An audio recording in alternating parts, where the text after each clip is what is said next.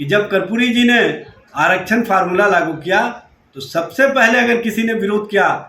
तो उस व्यक्ति का नाम है नीतीश कुमार। जब कर्पूरी जी बीमार पड़े तो उन्हें इलाज के लिए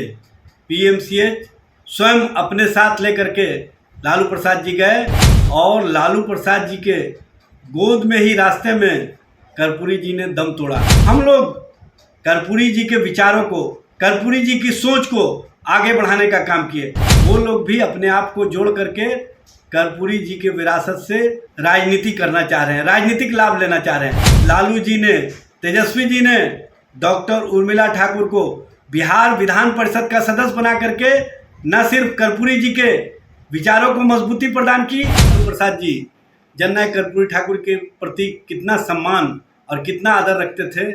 और उनके साथ कितना स्नेह था, ये इससे स्पष्ट होता है कि जब कर्पूरी जी बीमार पड़े तो उन्हें इलाज के लिए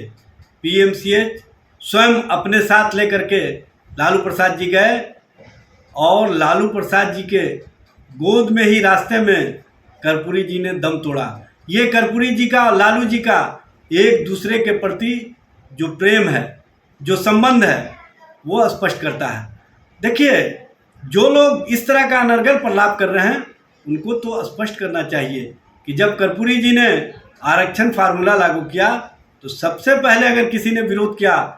तो उस व्यक्ति का नाम है नीतीश कुमार। और नीतीश जी उनके संबंध में कौन कौन सी बातें कहा करते थे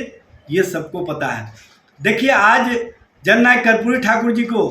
भारत रत्न मिलने के बाद वो लोग भी जो उनके खिलाफ किन किन शब्दों का अलंकरण और किस तरह से अपशब्दों का इस्तेमाल किया करते थे और किस तरह से अपसंस्कृति वाली भाषा बोला करते थे, वो लोग भी अपने आप को जोड़ करके कर्पूरी जी के विरासत से राजनीति करना चाह रहे हैं, राजनीतिक लाभ लेना चाह रहे हैं। लेकिन हम लोग दिखावे की राजनीति कभी नहीं किए। हम लोग कर्पूरी जी के विचारों को, कर्पूरी जी की सोच को आगे बढ़ाने का काम किए। लालू प्रसाद जी जब सत्ता में आए तो उन्होंने पिछड़ों, अति पिछड़ों, समाज के शोषितों, वंचितों, दलितों और सभी वर्गों को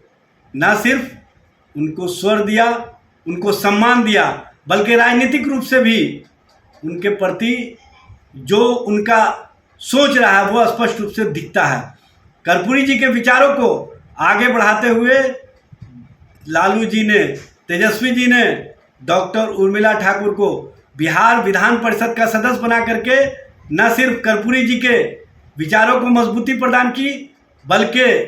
उनके साथ जो उनका सम्मान का भाव रहा है वो स्पष्ट रूप से दिखता है।